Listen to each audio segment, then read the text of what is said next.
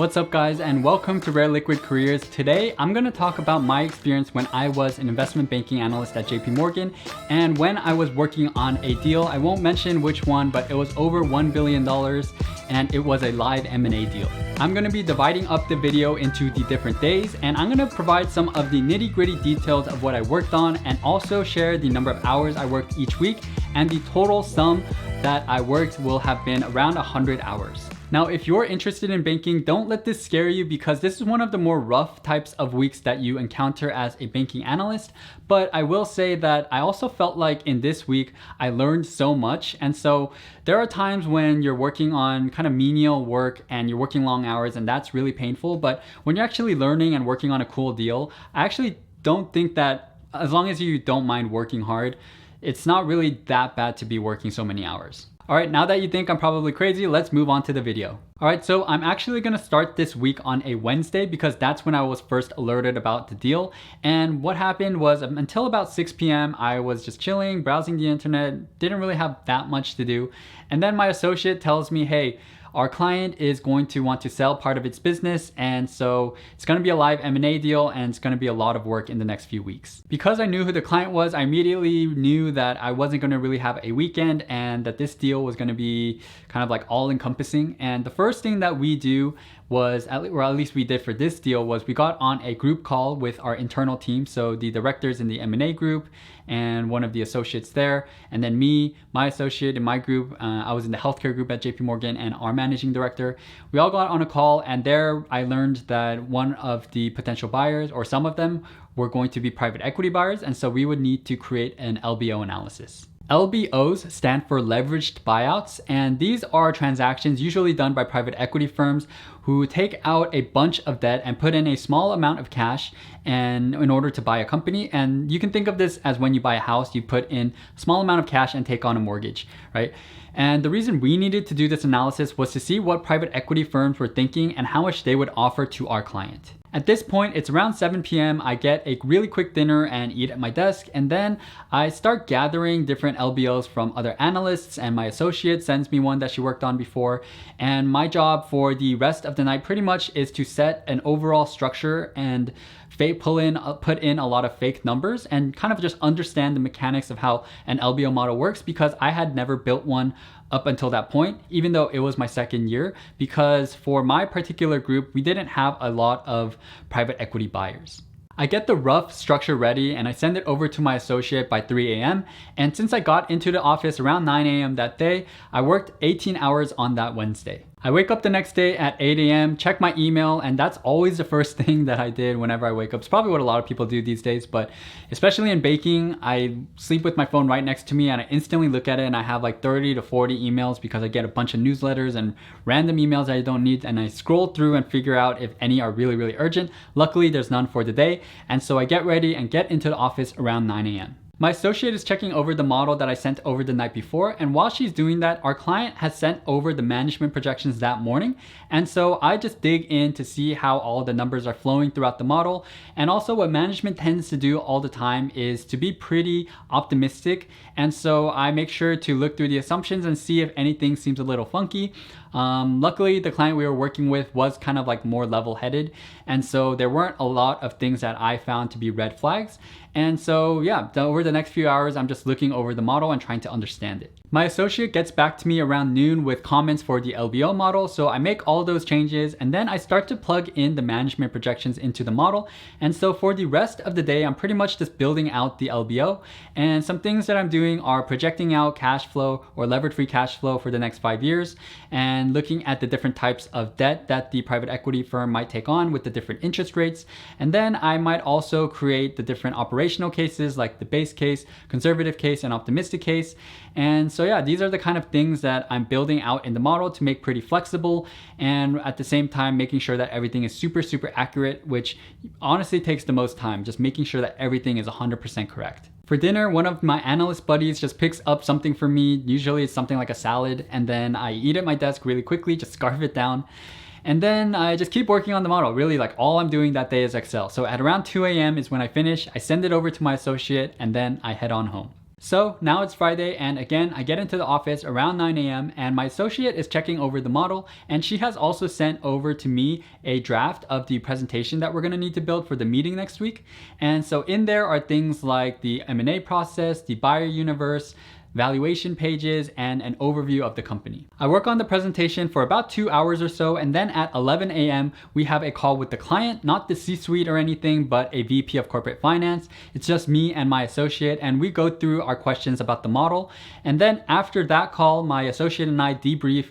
We talk about anything we need to change in the model, and she also gives me the comments for the draft of the model I sent to her the night before. Then for the next few hours, I incorporate all the changes into the model, and then I send off a almost final LBO model to my associate, who then checks everything over. And while she's doing that, I'm building out the valuation pages that summarizes the LBO so that we can send it off to our seniors.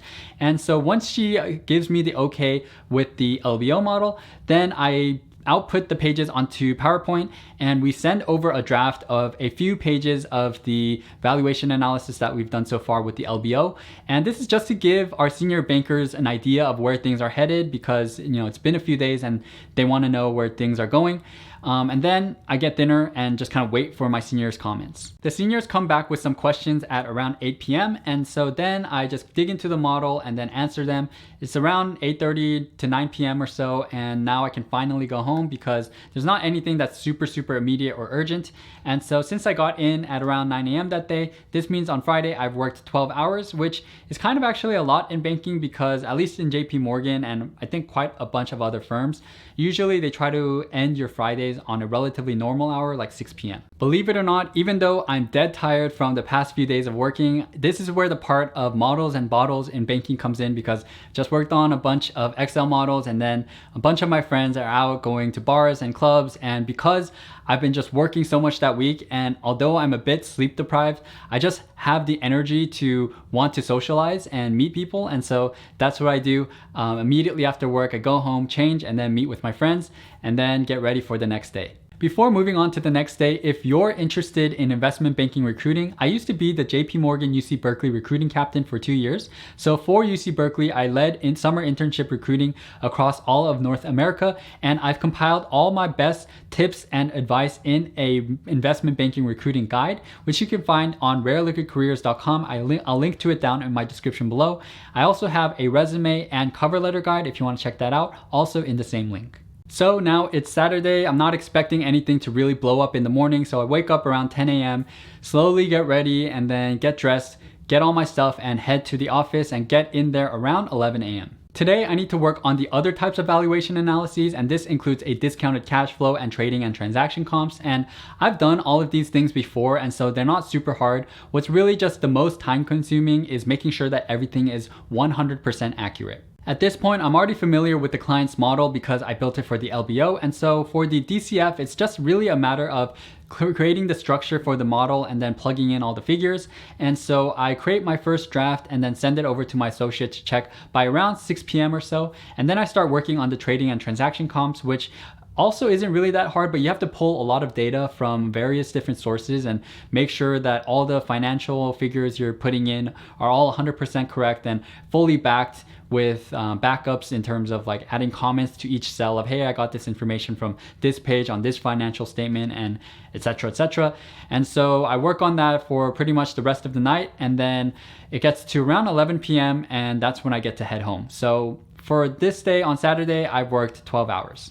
The next day, I wake up at around 10 a.m. and then at 11 a.m. I get back into the office. My associate has given me some changes about the DCF, and so I make sure to turn those comments, and usually it takes like about an hour or so, send back the DCF to her, and then work on the rest of the trading and transaction comps. All right, now at around 6 p.m. or so, I finished all of the valuation analyses, and so I put together everything in a valuation summary page, which in banking is called a football field.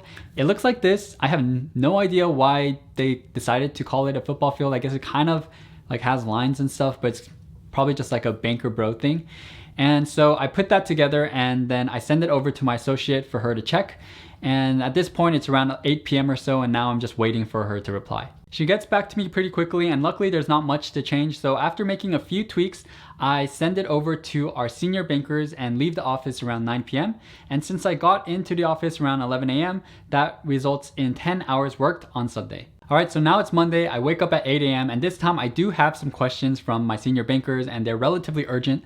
So just like a few feet away from me, I have my home set up. I plug in my computer, go into the presentation and model and see, basically answer my senior banker's questions.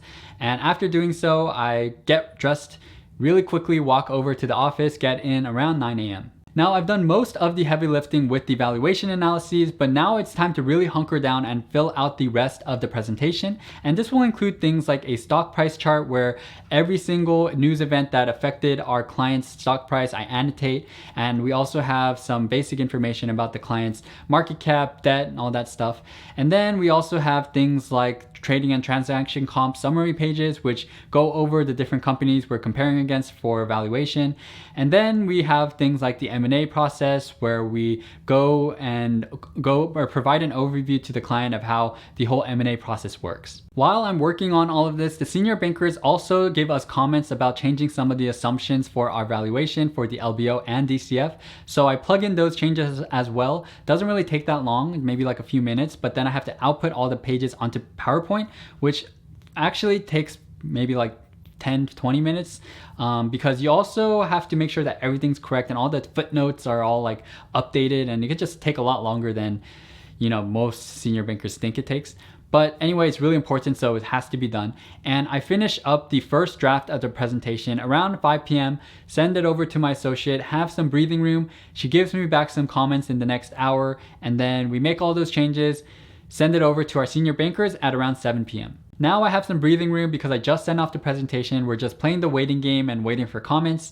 And so I get dinner at 7 p.m., take an hour and a half or so to kind of decompress and relax. And then we get hit with the email from our senior bankers with a list of like 15 to 20 comments. And so for the rest of the night until 2 a.m., my associate and I kind of split up the comments and then work on finalizing the presentation. So since I got in around 9 a.m. and left around 2 a.m., this results in 17 hours worked for Monday.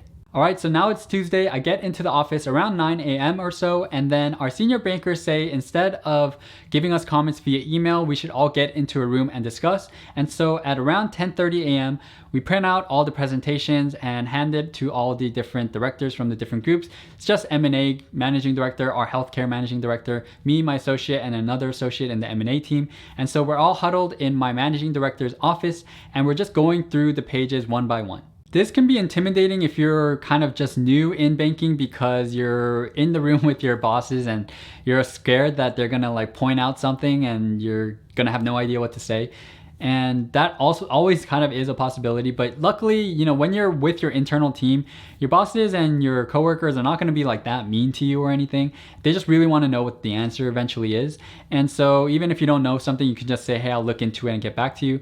But anyway, we're all taking notes. And after about 45 minutes or so, my associate and I debrief on our own and get all the changes, compile all of them, split them up, and then just really work on creating that more final presentation for our client. At this point, there's been so much back and forth with the presentation from me sending it over to my associate and then from us sending it over to our senior bankers. So we're all kind of familiar with everything and there aren't too many changes. So we finish up everything by 2 p.m., send it over to our senior bankers. They check it and say everything's okay. And then so we send it over to our client ahead of our 5 p.m. call. So then at 5 p.m. we have our call, and as an analyst, even though you did most of the work with the Excel model and the PowerPoint presentation, you actually don't ever really say anything during the call.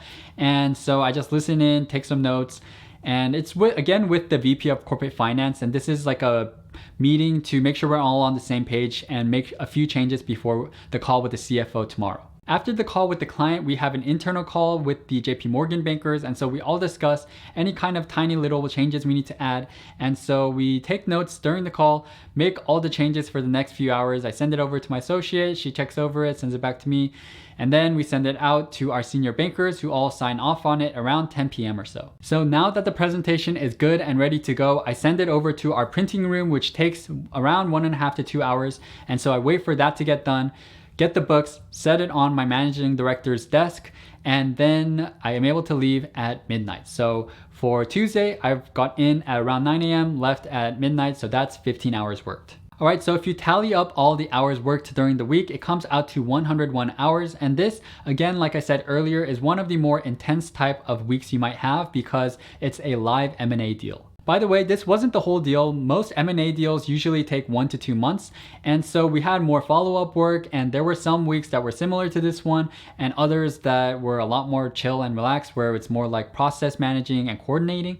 But throughout the whole week, at least the one that I just went over with you, because I was building out a new model and just had so much responsibility, I actually, sometimes find the work that I'm doing in banking pretty interesting. And so the hours that you put in are not always really that bad if you feel like you're learning. Let me know down in the comments below if you want to learn anything else about investment banking. And also, as a friendly reminder, if you're interested in recruiting for banking, I have an investment banking recruiting guide and a banking resume and cover letter guide down in the description below at rareliquidcareers.com. And with that said, thank you so much as always for watching. Hope to catch you in the next video. Thanks and peace out.